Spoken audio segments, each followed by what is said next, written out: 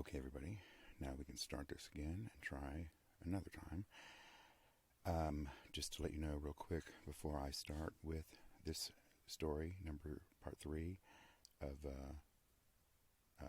Days of General Restlessness, I'm adding something new because I realized how long do I pause before it changes scenes.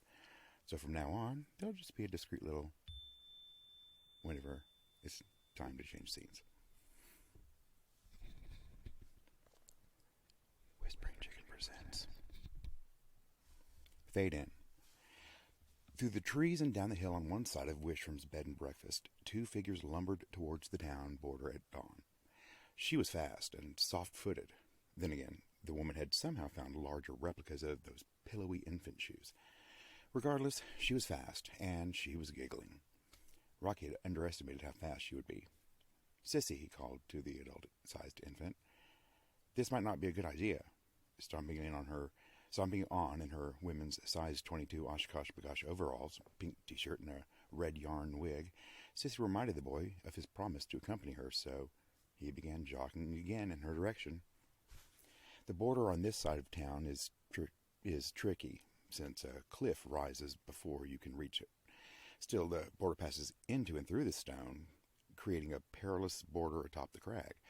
Fortunately, a solitary cave is in the area of the crag and below the crag, and the border also passes through this space. In the back of the cave, Miss Jones stood at the very edge of the unseen border, eyes closed. When the sound of a baby crying was heard, the woman in the red dress opened her eyes. Looking your way, she smiles wryly, then, with a small wave, falls back and disappears through the border, as if falling into water, enveloped by air, as the space behind her was now where the woman had been. Miss Jones had left the cave.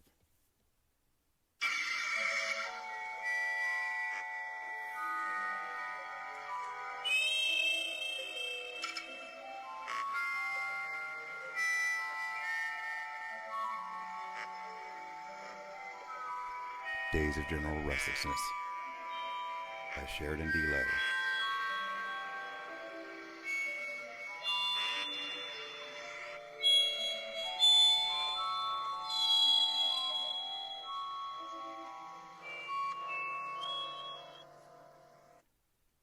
Number 3.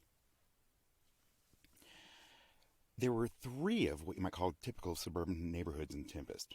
The newest, Hair's Breadth, used those tiny houses, but also reduced the size of the plot of land so that there were more houses than in both of the other 2 clusters combined.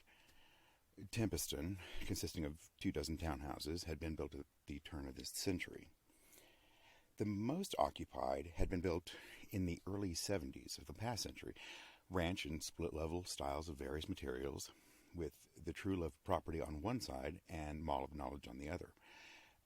Avocado's pits, serpentine roads wound past houses of brick, smooth wood panel, rough-hewn wood panel, and soon you began to get the feeling that there were really only 6 or 7 designs, for duplicates and reverses were everywhere. Like a donut, the neighborhood circled Avocado Lake.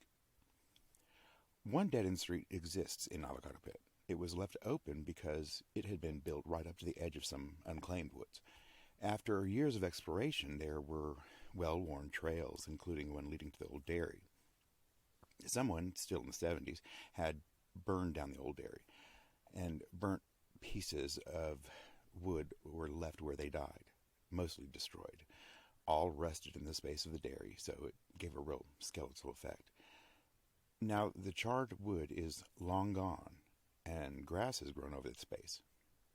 Like a giant row-out bird had laid an egg, a small silver Airstream trailer rested in the center of the small meadow. With a slight cracking sound, the door slowly opened. Taking care, Chompy Mullins emerged wearing a plaid flannel robe and matching slippers. It had been ready for her to don for weeks. Holding her belly, Chompy slowly and carefully closed the door. The distant sound of leaves rustling in the wind came to the pregnant woman. Holding her stomach with both hands now, she closed her eyes and prayed. Rustling grew closer. Chompy imagined she could feel the air in this place shifting away to make room for this new wind lest they should mix. Dry, warm air touched her skin, and with a tear she whimpered and tried to escape the moment as the soon-to-be mother. It was difficult. It was different this time. She could already tell. The air wasn't going around her, caressing her. This time it entered her, moved through her organs and bones until it exited the other side. Chompy felt the dry, warm air inside of her, except where the baby was. The woman wondered if it was going around him or if he was feeling the air pass through his little body. When the air had passed, Chompy rose from where she had fallen to her knees, looking perplexed. Turning her head back and forth, she appeared not to know where she was, yet she never turned to discover the trailer. Home. Thinking she noticed something familiar through the trees, Chompy proceeded that way, stopping for a moment when a contraction came. Shh, Chompy shushed. Everything will be fine if we can get to the cave. Onward went the two through the woods. Sheriff Fist Powers and his new deputy, Stake Magnuson, were riding through the quiet town on the tandem police bicycle. As they passed the closed theater, Stake looked inside and saw the petting zoo animals walking around the lobby. A goat was eating a metal napkin holder and some of the napkins. Passing the cemetery, they chased out two high school students who were half naked. Not real students, but actors hired to fill the shots and stoke the fires. Fist held up an index finger and listened. Lowering his hand, the sheriff commented, "It's an early one." Dry, warm air reached them, and Fist closed his eyes as he felt the wind caress him. He smiled. "This is strange," Stake said. Fist cut his eyes at the deputy. "It's like someone's dragging sheets fresh from the dryer across my entire body." Fist visibly relaxed. "Well, if that's all you have to find strange, then you have nothing to worry about." "What do you mean?" Stake asked quizzically. "All in good time, son," Fist answered, and as his radio squawked, "All in good time." The sheriff said into the radio, "Yep." Scratching feedback and barely voices came back. "Which one?" he asked, receiving a short scratch in return. "Curious. Be right there," Fist replied before returning the radio to his belt. "What's up?" his deputy asked. "The missing kids over at the Makepeace place. Kids camped out last night. I checked in on them at 11 and they were asleep. Wonder what happened. At any rate, we need to take this bike to the station and get the ostriches." The streets were so quiet that day, the sheriff and his new deputy clearly had heard the feet of the police ostriches slapping on the ground as they ran. Fist filled Stake in on the Makepeace family. "Only Jehovah's Witness family in town." "So they don't meet with anybody else?" Stake asked. Shaking his head, Fist told the younger man, "No, they do something called telechurching. Nice, quiet folks. 2 boys."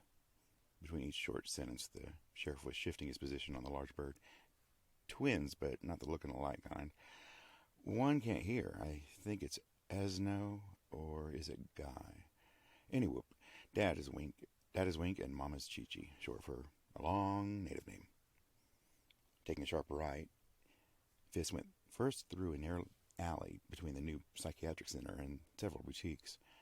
Stake followed closely behind his boss. Passing the Mall of Knowledge, the ostriches brought them into the oldest part of the town. Here, the houses were not really organized in any pattern. And they weren't even houses, barely cabins, and there were only about half a dozen. Moving closer to the narrow forest which led to the hills and caves, Fist lowered the speed as they passed a log cabin, stopping just beyond where the natural vegetation had grown high and dense. A narrow pattern had been worn through the overgrowth, and the 2 men followed it. Stake was surprised to catch a glimpse of another identical log cabin, almost completely camouflaged now. Abruptly, the men found themselves in a clearing before the trees of the forest began. A dozen small tents had been set up in a cluster. A man and woman stood together in the center, looking at the newcomers as if they brought hope.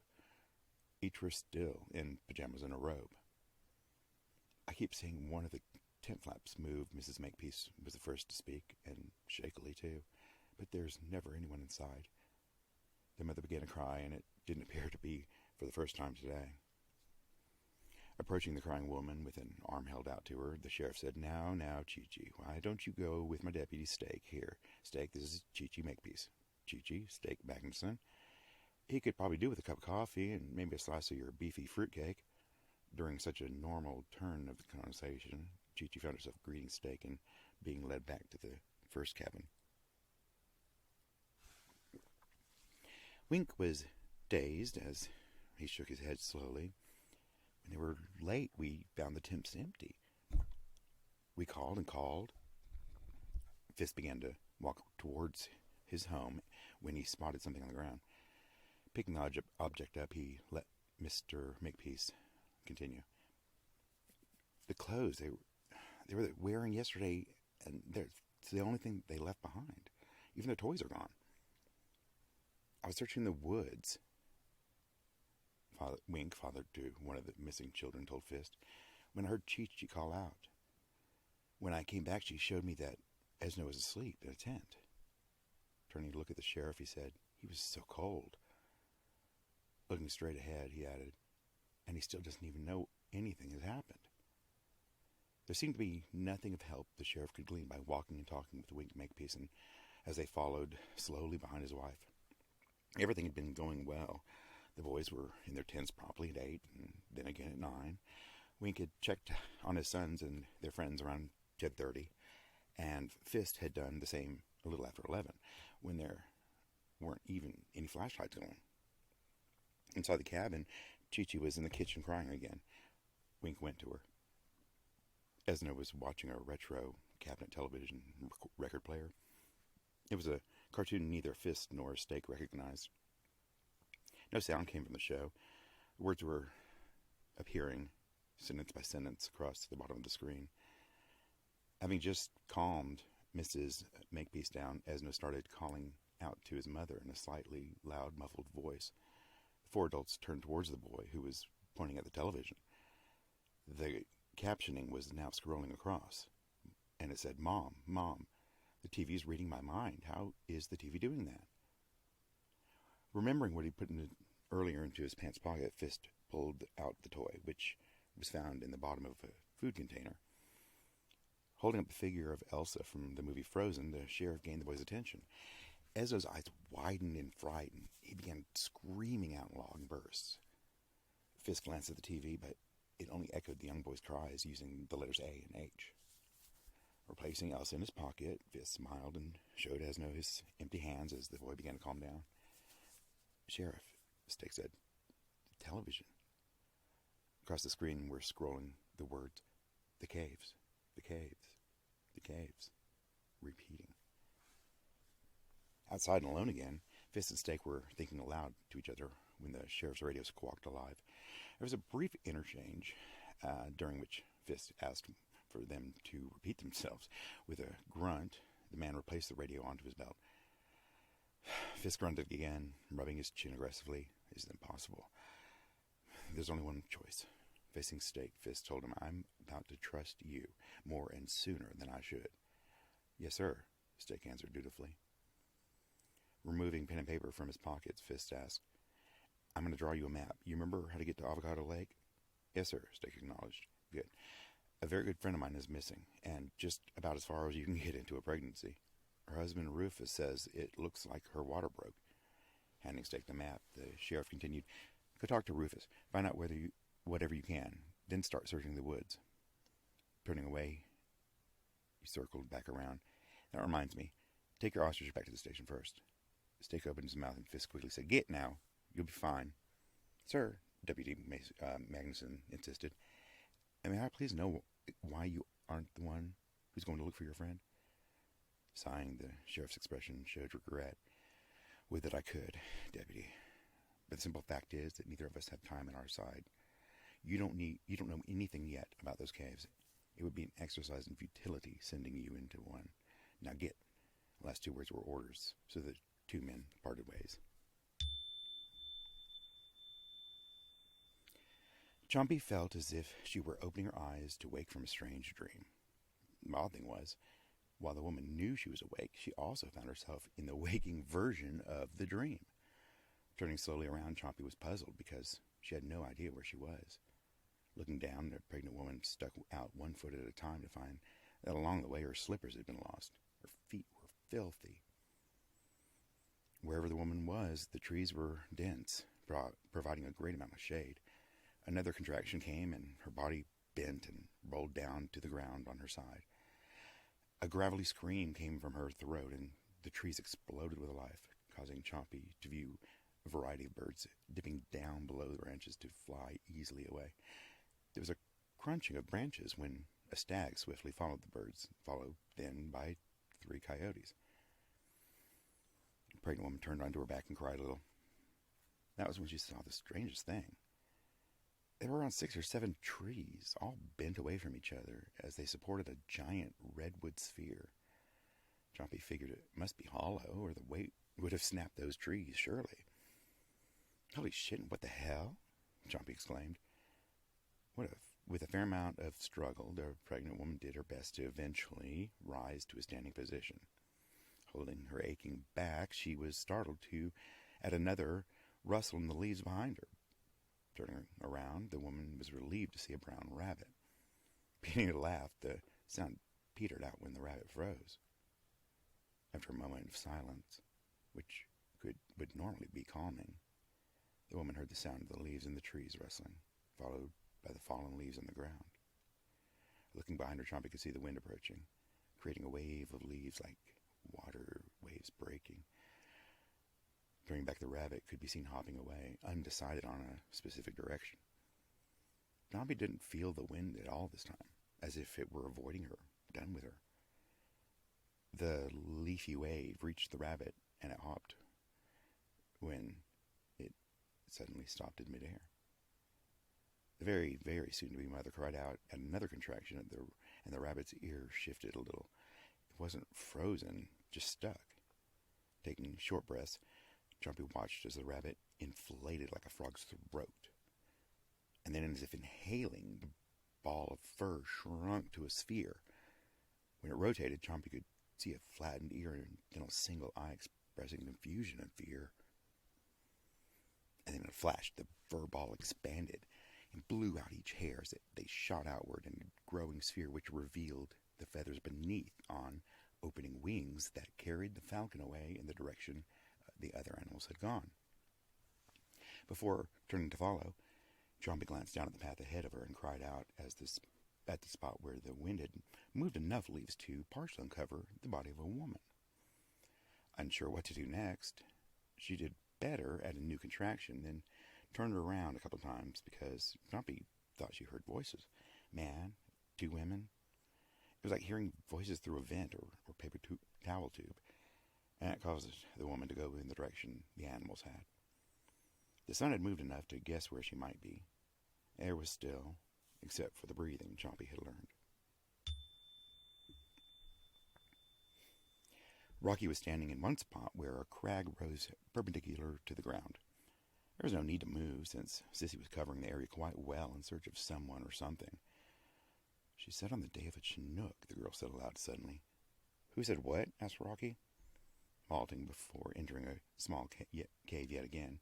Sissy's eyes were wide and mouth a little circle, a look of infant surprise. Did I say that out loud? She asked. I can't tell you yet. Giggling now, Sissy reached 2 smooth, alabaster plump hands to her eyes and then took them away with a more exuberant giggle. And then she repeated the process. Rocky had his hands held out, questioning. What? He asked. What is this? The teen raised his own hands to his eyes, and then lowered them.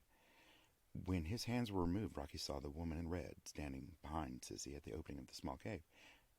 Peekaboo, she purred. The giant infant spun around at the sound and ended up falling with a thud onto her ass, at which point she started to cry. Sissy, the woman said as she walked past the girl, you're in your 20s. Focused still on the boy, she said to him, Hello, Rocky, Miss Jones. She held her hand out. Been waiting to meet you. Thanks, Sissy. Okay, said a perplexed Rocky, taking her hand. It was warm and exerted pressure on his hand, but Rocky felt nothing physical shaking it, like someone had put some Novocaine on his hand. Sissy had risen to her feet and was clapping. You have to help me now. Rocky cleared his throat. Excuse me, what's going on here? He was ignored. I did my part, Sissy told Miss Jones when she had the woman's attention. Now you can make the winds change me. Miss Jones smiled with an extraordinary amount of pity. Dear Sissy, I told you I do not control the Chinook. It is a part of nature itself. The corners of Sissy's mouth were turning down. You told me to bring Rocky. Sissy, Miss Jones said to her, that was an entirely new and unrelated request. Rocky was beginning to back away from the two women. Okay, I don't need to know, so I'm just going to go. Turning his way, Miss Jones told Rocky, probably not Shakespeare, before there was a clicking sound from behind her. Rocky looked at Sissy. In her hand was what the teen would have described as a lady gun. Short steel barrel attached to a pearl handle. Small, but at this range, still quite dangerous. Are you out of your mind, Sissy? With a line of drool escaping the corner of her mouth, Sissy kept her eyes on Rocky while speaking to the woman of the border. You've breached the deal, Miss Jones. Now you don't get Rocky. Popping her tongue, the woman replied, Oh, Sissy, I always forget you aren't always a real baby. Look, she told both of them as she slowly moved towards the cave's mouth, there is plenty of unexpectedness to go around, so why don't I step back into this cave and let the two of you sort it out? Or at least for a bit. I'll be back. Then she was gone. Miss Jones, screamed Sissy. I know what you are. Miss Jones. The name stretched out before the baby uttered a shrill cry and pooped her pants. After lunch, Shirley Hemphill middle school teacher Marcus Tweed had stretched out on the sofa for a nap, feeling as if hours had passed. Really only 30 minutes actually had. And when he woke up, with the window open, it wasn't odd that the curtains were coming to a rest from the winds. Something was different, but even Marcus Tweed would not realize what it was. Reason being, Marcus Tweed did not exist anymore. Now, she was the late Shirley Hemphill herself, a fact that Shirley and everyone else in town would remember as always having been so.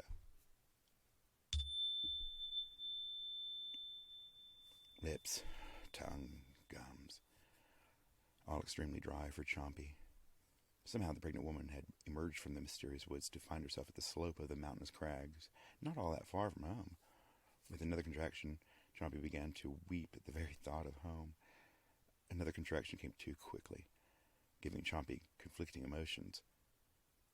While she was quite ready for this little guy to come outside, she was always being reminded of things that she dearly missed, such as gin, bowling, climbing into bed with a big fat joint, and a big dark cock, said the voice of a woman. After another contraction, Chompy looked at the mouth of a cave where the woman from the border stood. How did you... Do you know my... Chompy could get nothing more out as she needed to breathe. Who? She finally succeeded in asking an entire question.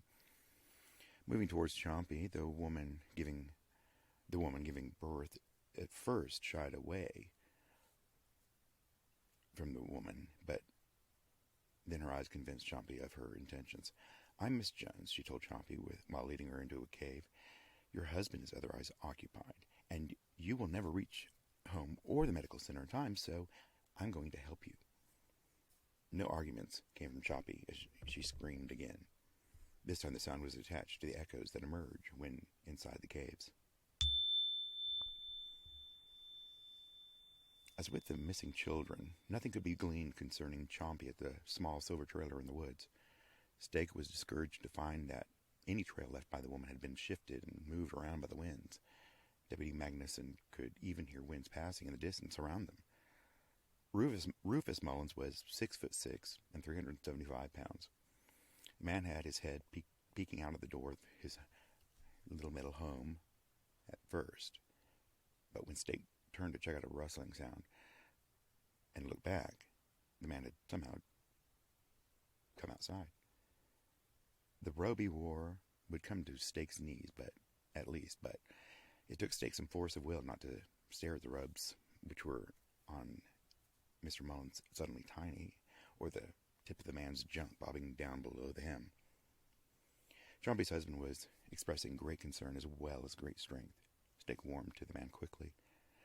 Rufus appeared to be correct about Chompy's water breaking and was very puzzled he hadn't woken through it happening. When he had gotten up, there was a trail headed north for a bit, but it was blown away before Rufus was able to return. Stake told the man to stay here. The deputy was going to head in that direction. "Do you have a map I could use?" he asked. "I'm flying blind." "Sure do," Rufus answered. Let me go get it." There was a rustling behind Stake close by, so he turned to see the top layer of leaves just rising and turning, then falling in a wave. The dry wave passed the man. Turning, Rufus had disappeared into the trailer already. The man could be heard opening a drawer, then closing it.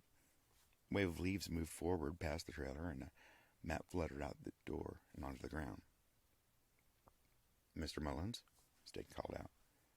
When he called again, he was also moving towards the trailer door. Inside was a surprise. It made up entirely of a bed. There were all cabinets and drawers above. The thing was no Rufus. Under the drawers, however, was a plush red robe which had recently contained Mr. Mullins. Although he had no idea of it, Stake was following a more direct route to the caves than the pregnant woman had. This route did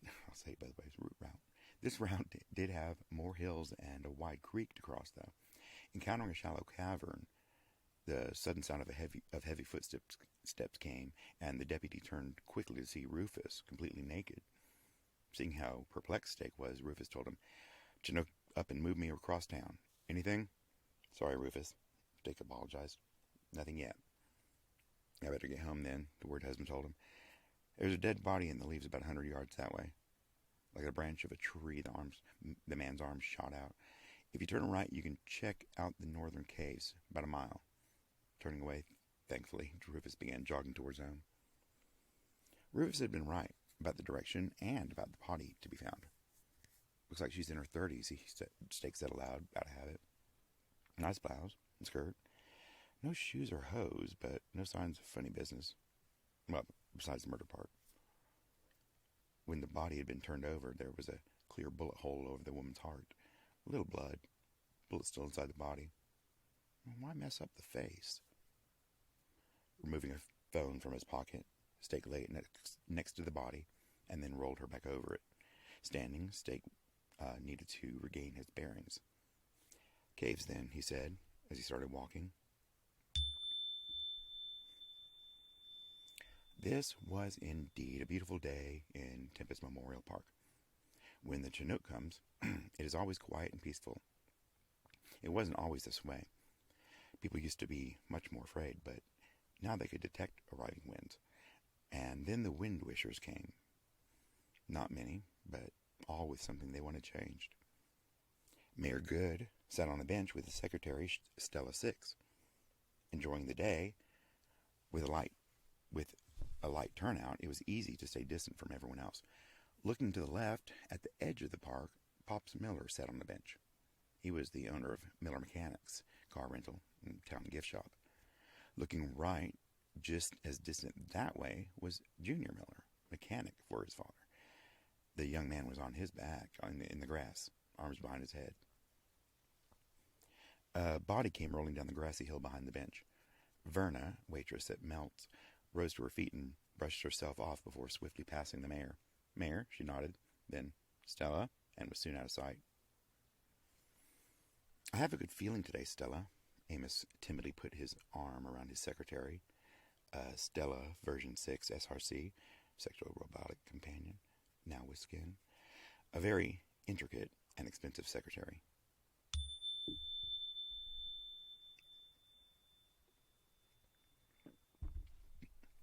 Sorry, take a drink.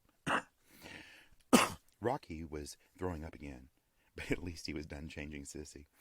"Don't worry," she consoled the boy. "I'm not going to shoot you. I just had to keep you here." "To change you?" Rocky asked, wiping his mouth. "No," Sissy insisted. "That was just a happy accident." Why did you ask me to bring you here?" Rocky's voice shook a little as he watched the round hand holding the gun lower slightly. Sissy said plainly, "You were who she wanted." "For what?" the boy asked, incredulously. Sissy shrugged and told Rocky, "No idea. I'm on a whole other agenda." As she said the last part, one giant baby arm arched from left to right, for her right to left. It reminded Rocky of the Michelin Man waving. Groaning, the teen sat back on a large rock. "What exactly are you up to, sissy?" he asked. The young woman burped and answered, "This bitch has yanked my chain one time too many. Well, I have an ace in my diaper. This is an infant body, and these are infant eyes. I see wonder. I see creatures among us you never see. And I definitely see who Miss Jones really is. My intentions never included killing you, but I did need you to stay so I can use you. Sorry, kid." She was bluffing about the winds, and definitely has other ways of helping me. But either she can or she can't. The outcome will be the same. One of Sissy's index fingers shot up the corresponding nostril. Rocky eyed the gun whenever the girl's attention was diverted. He asked Sissy, "What is the outcome?" Sissy looked at her finger and quickly ate a booger before answering. What an expected question. You see, I don't quite know I didn't quite know who or what Miss Jones was yet. The Countess doesn't allow me to have the wah. Come to think of it, the only entertainment she has is a naughty stereoscope she watches every night at 11:15, and then again an hour later. Rocky tilted back from where he had been trying to discreetly lean against his kidnapper. Sissy had shaken the memory to return to the present. "Anyway, last Christmas the Countess gave me what she thought was a Fitbit, but was actually an iWatch. So I called the wah and found everything I needed to know about Miss Jones, identity, and all. And then I formed my plan." "Sissy," the boy said loudly to help her gain focus, "what are you going to do?" "Either Miss Jones helps me," Sissy frowned and stopped talking. Scrunching her button nose, the big baby listened around. Am I crying?" Sissy asked. Laughing, Rocky answered, "No, you're not crying." And then pausing a moment, he stood up from the rock he had been seated on. "Wait, I hear it. Crying. It sounds like it's coming from that small cave." After briefly getting stuck in the mouth of the cave by trying to enter at the same time, Sissy and Rocky needed precious little time to ascertain its emptiness. And the crying came again. By walking the crooked perimeter, it was obvious the cries came from one section of wall in the backmost area. Side by side, a giant infant and a teen town heartthrob stared at the cave wall in front of them. This cry would have to be immense if coming through from the other side.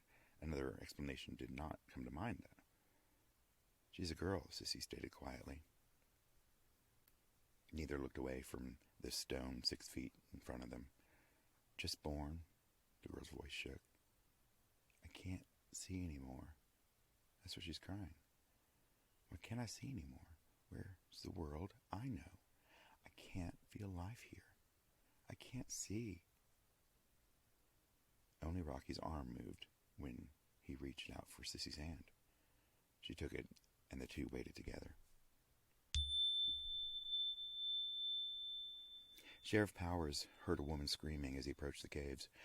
It was hard to know exactly from which they came until the man was at the mouth of one of the caves, maneuvering a narrow ledge to what they used to call the Cave of Babies, which was not a pleasant reason in any way. Sheriff Powers received motivation from the screaming woman again. Fist entered the four-chamber and stood listening. 2 tunnels were the available choices. Another scream brought him to the correct exit, so the sheriff turned on his flashlight before proceeding. Now, this tunnel brought the man to a dead end. Retracing his steps, he only got about 10 feet before a woman in a red dress came out of a narrow entrance to a chamber fisted for cotton. Both were startled, and the sheriff dropped his flashlight. Trying to swiftly retrieve the tool, his beam of light crossed the woman as she rose, arms outstretched.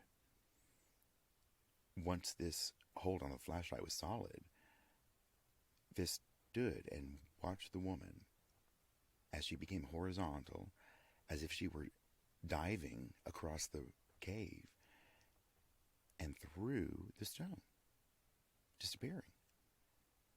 The stone acted like pillows as if they cuddled around her before reforming into stone when she was gone. Fist walked up to it and touched the hard stone. comprising the cave wall. Remembering the chamber, Fist slid in and found Chompy dozing in and out of consciousness. "My baby," she said hoarsely. "He's crying." Aiming the beam of light upwards, he could make out his friend lying on a deep pile of leaves, and she was not pregnant any longer. Fist didn't know what had happened, but Chompy was obviously going into or coming out of a daze, thinking that she could hear her baby. Leaning down, the sheriff placed his hand on her wrist, and her head lolled over his way. Chompy's eyes were wild and glazed over, but then recognition set in, and her other hand grabbed Fist's wrist. The moment the mother's skin touched his, Fist could hear a baby crying somewhere in the cave. Chompy squeezed his wrist and looked at him, and he looked at her. "My baby is crying, Fist," she begged.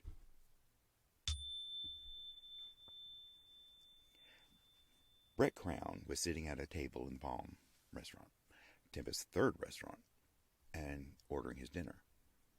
The rest of the family were too scared to go out, so Brett always scoffed at their superstitions by treating himself to a solitary meal at his favorite dining establishment.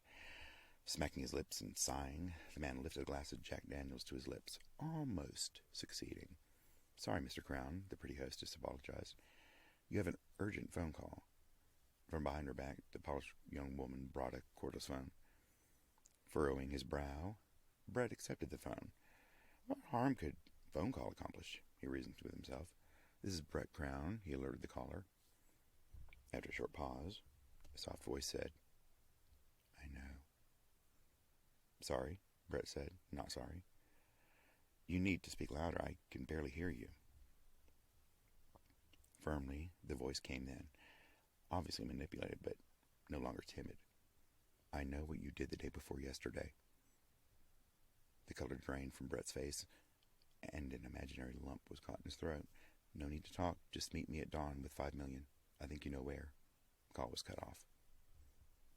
With the phone still in his hand, Brett tried to comprehend what he'd heard. As he watched the wind push the front door inwards a little, and a swirl of warm wind swept through the restaurant. Screams did not snap him out of being so stunned still, but when the phone he still held to his ear rang, he reacted and out of reflex answered. "Run!" a woman yelled, but it was also heard in here in the restaurant with Brett. Looking around, the hostess could be seen at the end of a short hallway or walkway to a private dining area. She was one of the screaming ones. Somehow she'd managed to climb up on a fireplace mantel. When she saw him look her way, the hostess dropped the phone. Between them, there were 4 ficus trees along each side of the walkway. Popular tree in Tempest. All of the trees were dropping their leaves. Typical for this tree, but they were going in a wave from bottom to top. And as each leaf departed their branch, the light green appendage changed like a kaleidoscope until, when it landed on the floor, it was the shape of a scorpion. As if they felt his gaze, the closest trees began to skitter into his dining room, so Brett jumped and ran through the door and out into the street. Once a few buildings down, he switched to his normal gait and walked home deep in thought. Stake was approaching the caves from behind the mountain. Pausing, he thought he heard someone screaming, and then there was nothing, so he continued. There were tiny caves, medium caves, and some where more than one person could search. In a medium cave, we found what he was looking for, evidence of the children. The odd part was there were no children, despite having shorn jackets and backpacks, leaving them strewn on the floor. Calling out, Deputy Magnuson aimed his flashlight towards the back of the cavern. There was a rectangular stone, almost like an altar, rough altar, to the right of the center, and there was also something on top of it. Moving closer, Stake relaxed when he realized they looked like toys, and ended up being toys, which perplexed him even more. Looking again at them, he got the feeling they weren't normal action figures. Actually, upon closer inspection, they were action figures of children. Well, 11 boys and 11 toys. This must be where they were, but no signs of any struggle. Stake quickly looked at the action figures one more time, just as he thought. Each child was holding a smaller action figure in his hand. Oh, shite, I think we found the kids.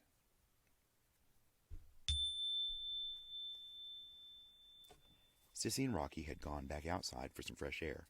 Both were deep in thought. The young woman, infant, still had her gun, but she no longer aimed it. When she pulled at her wig, there was a sort of wet tearing sound as the double-sided tape came apart from her bald scalp. Somehow, Sissy had lost one of her shoes. She sat giggling at her own toes. "Did Bay and Bay get everything sorted?" came the voice of Miss Jones from the cave. "Oh, Sissy, I like the Sinead toddler look." Sissy's big fat baby head almost turned purple, and she moved closer to the woman in the red dress. "Time's up, Miss Jones," she said. "I know your secret, and you will help me like you promised." Rocky pensively moved closer to the women. Moving closer herself, Miss Jones explained to Sissy, "What I promised is to make your body 20 years old. How can I do that when it's already done?" Sissy blinked a few times. "I don't understand."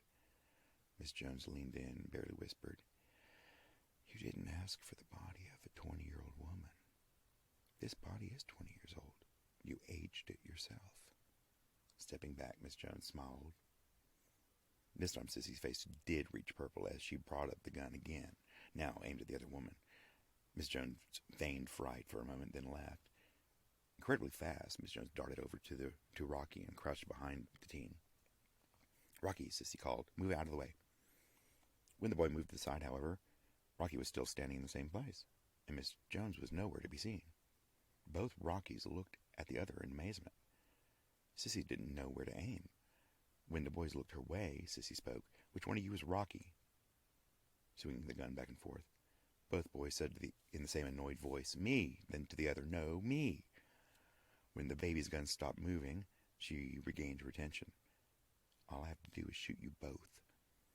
Both teens reached out and pleaded, "No, Sissy," and said one, as the other pleaded, "That wasn't your plan, Sissy." Finally, something happened to actually help the young woman. The Rocky on the left briefly shimmered, and the color red could be seen. "Gotcha, bitch," Sissy said as she shot the body of a boy in the chest. There was a look of surprise, but he would not break eye contact with his killer. Blood spread across his chest, and Sissy recognized it from the shimmer. Rocky's body fell to the ground, and Sissy wobbled over to it, falling to her knees. Turning her head up, she looked at the face of Miss Jones.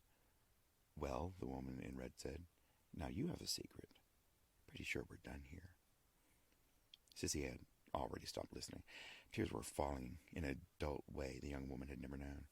Pushing on his body with both hands, she repeated, "Wake up, wake up." Not hearing or seeing Miss Jones leave.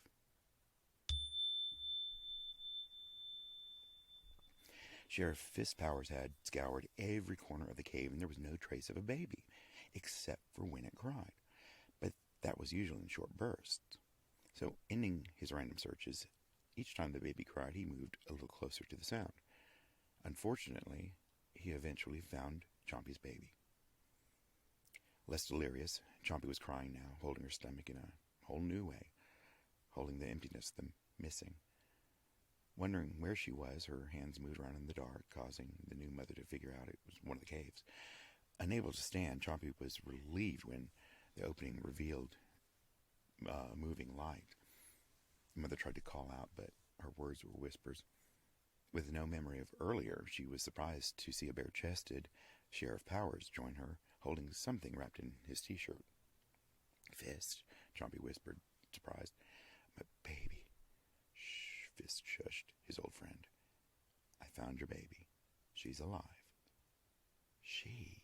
asked Chompy, staring at the bundle. "That figures. Old Doc's about 150. Is that her?" she asked, already reaching out her arms. Fist hesitated, which caused concern to wash over Chompy's face. "What?" she asked, nervous. "What is it, Fist? Don't you hold out on me." Moving to the mother, he lowered the bundle into her arms as he said, "She seems to be healthy to me, but you're going to need someone else to have a look. I'm so sorry, Chompy." Chompy could feel her baby move in her arms. What was this old friend of hers saying? Is all Chompy could think. Then, by the glow of the flashlight, the woman looked into the blanket as she lifted the fabric from over her daughter's face. And then the new mother screamed the scream of instant insanity. "I'm so sorry, Chompy," Fist said again. "Your baby is invisible."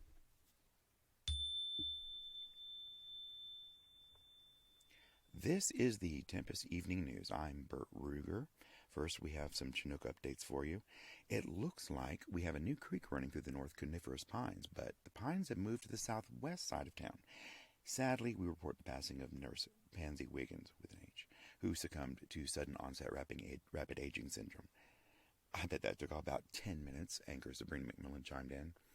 Bert turned to his coworker and said she had already done most of the work herself. Looking back into the cameras, he went on. "Love chipmunks? Tough shit. They're all gone. But now we have wild peacocks." And to follow up on our noon story concerning the missing children, we are now getting word that not only are they still missing, but now they can't find the sheriff. Sabrina? "What a clusterfuck," said the anchor. "We do have some news for you before we go to weather.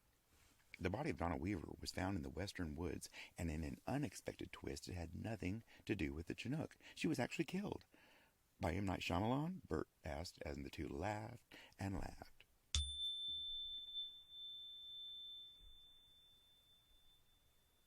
Today's cast: Clueless Escort, Rocky Monroe.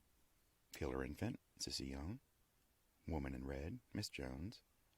Woman in Labor, Chompy Mullins. Sheriff, Fist Powers. New Deputy, Stake Magnuson. Scratchy Radio Voice, Brenda Vaccaro. Distraught Father, Wink Makepeace. Distraught Mother, Chi-Chi Makepeace. Deaf Twin Brother, Esno Makepeace. Shirley Hemphill Middle School Teacher, Marcus Tweed. Marcus Tweed, Shirley Hemphill. Large Distraught Husband, Rufus Mullins. Mayor, Amos Good. Mayor Secretary, Stella Six. Rolling Waitress, Verna Pringle. Hungry Man, Brett Crown. Palm Hostess, Kelly Osborne. Invisible Baby, Alex and Ella Clooney. News Anchor, Sabrina McMillan. News Co-Anchor, Bert Ruger.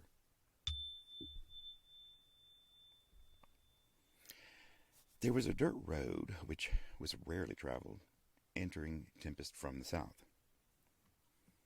Miss Jones yawned on the branch of a pine at the border. The woman was completely nude. Peaceful surroundings didn't look as if they sat well with Miss Jones because she kept sighing and shifting. Freezing her body still, the woman pushed back her long black hair and listened. Buzzing louder, a single dot of light grew larger as the motorcycle came closer.